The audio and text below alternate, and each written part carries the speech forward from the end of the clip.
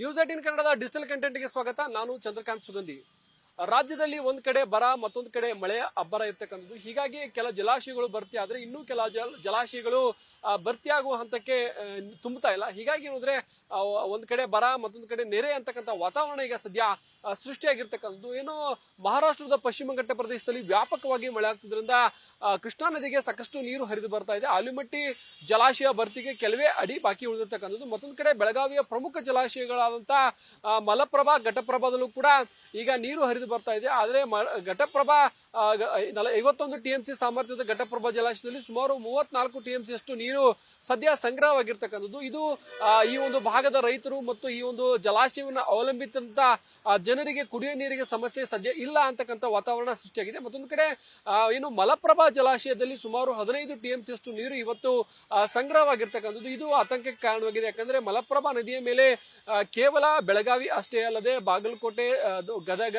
ಹಾಗೇನೆ ಹುಬ್ಬಳ್ಳಿ ಧಾರವಾಡ ಜನರು ಕೂಡ ಕುಡಿಯುವ ನೀರನ್ನ ಅವಲಂಬಿಸಿರ್ತಾರೆ. ಆದ್ರೆ ಜಲಾಶಯದಲ್ಲಿ ಇವತ್ತು ಈ ವರ್ಷ ಏನು ನಿರೀಕ್ಷೆಯಂತೆ ಏನು ನೀರು ಸಂಗ್ರಹ ಆಗಿಲ್ಲ. ಹೀಗಾಗಿ ಸಾಕಷ್ಟು ಆತಂಕಕ್ಕೆ ಕಾರಣವಾಗಿದೆ. 37 TMC ಸಾಮರ್ಥ್ಯದ ಜಲಾಶಯದಲ್ಲಿ ಸದ್ಯ 15 TMC ಅಷ್ಟು ನೀರು ಸಂಗ್ರಹ ಆಗಿರ್ತಕ್ಕಂಥದ್ದು. ಈ ಒಂದು ನೀರನ್ನ ಸದ್ಯ ಕುಡಿಯುವ ನೀರಿಗೆ ಮಾತ್ರ ಬಳಸಬೇಕು ಅಂತ ಹೇಳಿ ರಾಜ್ಯ ಸರ್ಕಾರ ಆದೇಶ ಹೊರಡಿಸಿದೆ. ಹೀಗಾಗಿ ಏನು ಎಡದಂಡೆ ಮತ್ತು ಬಲದಂಡೆ ಕಾಲುವೆ ಅಕ್ಕಪಕ್ಕದ ರೈತರು ಸಾಕಷ್ಟು ಆಕ್ರೋಶಕ್ಕೆ ಕಾರಣವಾಗಿದ್ದಾರೆ. ಏನು ಎಡದಂಡೆ ಮತ್ತು ಬಲದಂಡೆಗೆ ಸುಮಾರು 2 TMC ನೀರನ್ನ ಹರಿಸಿ ಅಂತ ಹೇಳಿ ಈಗ ಜಿಲ್ಲಾಡಳಿತಗಳ ಮೇಲೆ ಒತ್ತಡವನ್ನ ತರ್ತಾ ಇದ್ದಾರೆ. ಒಂದು ವೇಳೆ ನೀರು ಹರಿಸಿದ್ರೆ ಮುಂದೆ ಮೇ ಜೂನ್ ನಲ್ಲಿ ಸಮಸ್ಯೆ ಆಗಲಿದೆ ಅಂತಕ್ಕಂಥ ಜಿಲ್ಲಾಡಳಿತದ ತೀರ್ಮಾನ ಆಗಿದೆ. ರಾಜ್ಯ ಸರ್ಕಾರ ಈಗ ಒಂದು ಆದೇಶವನ್ನು ಮಾಡಿರ್ತಕ್ಕಂಥದ್ದು ಜಲಾಶಯದ ನೀರನ್ನು ಸದ್ಯ ಕುಡಿಯುವ ನೀರಿಗೆ ಮಾತ್ರ ಬಳಸಬೇಕು ಅಂತಕ್ಕಂಥ ಒಂದು ಸೂಚನೆಯನ್ನ ಕೊಟ್ಟಿದೆ. ಹೀಗಾಗಿ ಜಲಾಶಯ ನೀರನ್ನ ಈಗ ಸದ್ಯ ಬಿಡಕ್ಕೆ ಸಾಧ್ಯ ಆಗ್ತಲ್ಲ. ಈಗೇನು ಮಲಪ್ರಭಾ ನದಿಗೆ ಸುಮಾರು 1,000 ಕ್ಯೂಸೆಕ್ ನೀರನ್ನ ಈಗ ಹರಿದು ಬಿಡಲಾಗುತ್ತೆ. ಇದರಿಂದ ಏನು ಅಂದ್ರೆ ಬಾದಾಮಿ ಆಗಿರ್ಬೋದು ಮತ್ತು ಬಾಗಲಕೋಟೆ, ಕೆಲ ಗದಗ ಜಿಲ್ಲೆಯ ಕೆಲ ಗ್ರಾಮಗಳಿಗೆ ಕುಡಿಯೋಕೆ ಅನುಕೂಲ ಆಗುತ್ತೆ. ಮುಂದಿನ ದಿನಗಳಿಗೆ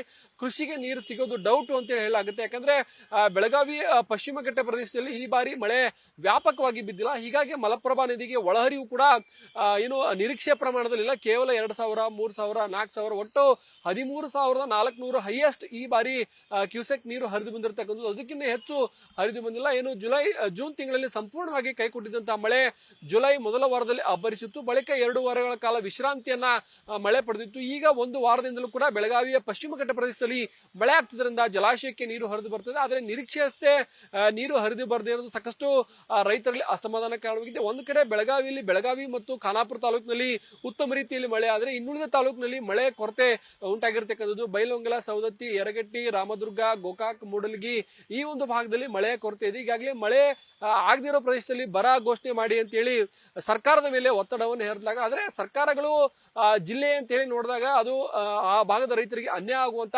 ಸಾಧ್ಯತೆ ಇದೆ. ಹೀಗಾಗಿ ಜಿಲ್ಲಾಡಳಿತದ ಮೇಲೆ ಈಗ ಬರ ಘೋಷಣೆ ಮಾಡಬೇಕಂತ ಒತ್ತಡವನ್ನ ಹೇರಲಾಗ್ತಿದೆ. ಮತ್ತೊಂದು ಕಡೆ ಬೆಳಗಾವಿಗೆ ಕುಡಿಯೋ ನೀರನ್ನ ಪೂರೈಸುವಂತಹ ರಕ್ಕಸ್ಕೊಪ್ಪರ ಜಲಾಶಯ ಈ ಬಾರಿ ಭರ್ತಿಯಾಗಿರ್ತಕ್ಕಂಥದ್ದು.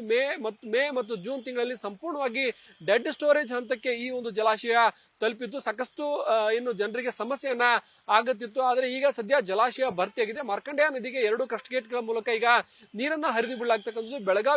ಬೆಳಗಾವಿ ನಗರವಾಸಿಗಳಿಗೆ ಇದು ಸಮಾಧಾನ ತಂದಿದೆ. ಈಗ 1 ವರ್ಷದ ಏನು ಬಿಗ್ ಟೆನ್ಷನ್ ಈಗ ದೂರ ಆಗಿರ್ತಕ್ಕಂಥದ್ದು. ಈ ಜಲಾಶಯದ ಮೂಲಕ ಏನು ಪ್ರತಿನಿತ್ಯ 15ರಿಂದ 16 MLD ನೀರನ್ನ ಬೆಳಗಾವಿಗೆ ಪೂರೈಕೆ ಮಾಡಲಾಗುತ್ತೆ. ಮತ್ತೊಂದು ಕಡೆ ಹಿಡ್ಕಲ್ನಿಂದಲೂ ಕೂಡ ಬೆಳಗಾವಿಗೆ ನೀರನ್ನ ಪೂರೈಕೆ ಮಾಡಲಾಗುತ್ತೆ. ಏನು ಗುರುತ್ವಾಕರ್ಷಣ ಇದು ಮೂಲಕ ನೀರು ಹರಿದು ಬರುತ್ತೆ. ಏನು ರಕ್ಕಸ್ಕೊಪ್ಪ ಜಲಾಶಯ ನೀರು, ರಕ್ಕಸ್ಕೊಪ್ಪ ಜಲಾಶಯ ಸುಮಾರು 1/2 TMCಗೂ ಹೆಚ್ಚು ಸಾಮರ್ಥ್ಯವನ್ನು ಹೊಂದಿದೆ. ಇಡೀ ವರ್ಷ ಬೆಳಗಾವಿಗೆ ಕುಡಿಯುವ ನೀರನ್ನ ಪೂರೈಕೆ ಮಾಡುತ್ತೆ. ಈ ಬಾರಿ ಏನು ಡೆಡ್ ಸ್ಟೋರೇಜ್ ಹಂತಕ್ಕೆ ತಲುಪಿದ್ರಿಂದ ರೈತರು ಮತ್ತು ಬೆಳಗಾವಿ ನಗರವಾಸಿಗಳಿಗೆ 15-20 ದಿನಕ್ಕೊಮ್ಮೆ ನೀರು ಬರ್ತಾ ಇತ್ತು. ಸದ್ಯ ಆ ಒಂದು ಸಮಸ್ಯೆ ಈಗ ದೂರವಾಗಿದೆ. ಏನು ಜಲಾಶಯ ಭರ್ತಿಯಾಗಿದ್ದರಿಂದ ಸಾಕಷ್ಟು ಸಂತಸವನ್ನು ವ್ಯಕ್ತಪಡಿಸಿದ್ರೆ ಇನ್ನು 2-3 ದಿನಗಳಲ್ಲಿ ಬೆಳಗಾವಿಯ ಮೇಯರ್ ಮತ್ತು ಏನು ಸ್ಥಳೀಯ ಶಾಸಕರು ಬಾಗಿನ ಅರ್ಪಿಸಕ್ಕೂ ಕೂಡ ಈಗ ಸಿದ್ಧತೆಯನ್ನ ಮಾಡ್ಕೊಂಡಿರ್ತಕ್ಕಂಥದ್ದು. ಒಟ್ಟಾರೆ ಬೆಳಗಾವಿ ಜಿಲ್ಲೆಯಲ್ಲಿ ಒಂದು ಕಡೆ ಬರ ಆದ್ರೆ ಮತ್ತೊಂದು ಕಡೆ ನೆರೆ ಅನ್ನುವಂತಹ ವಾತಾವರಣ ಸೃಷ್ಟಿಯಾಗಿರ್ತಕ್ಕಂಥದ್ದು. ಏನು ಬೆಳಗಾವಿ ಮತ್ತು ಖಾನಾಪುರ ತಾಲೂಕಿನಲ್ಲಿ ಮಳೆ ಅಬ್ಬರ ಇದ್ರೆ ಮತ್ತೊಂದು ಕಡೆ ಇನ್ನುಳಿದ ತಾಲೂಕಿನಲ್ಲಿ ಮಳೆ ಅಬ್ಬರಿಸ್ತಾ ಇಲ್ಲ. ಈಗ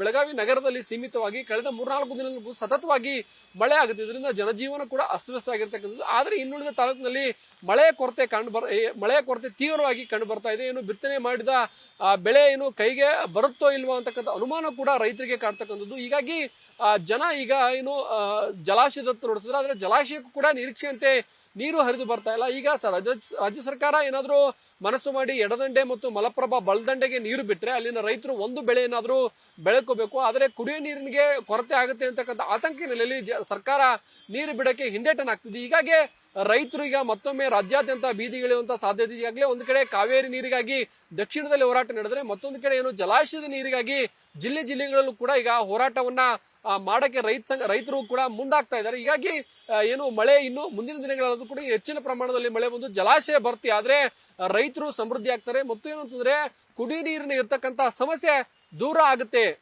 ನಿರ್ಭೀತ, ನಿಷ್ಪಕ್ಷಪಾತ, ವಿಶ್ವಾಸಾರ್ಹ ಸುದ್ದಿಗಳಿಗೆ ಮತ್ತೊಂದು ಹೆಸರಾಗಿರುವಂತ News18 ಕನ್ನಡ ಈಗ ಆಪ್ನಲ್ಲೂ ಲಭ್ಯವಿದೆ.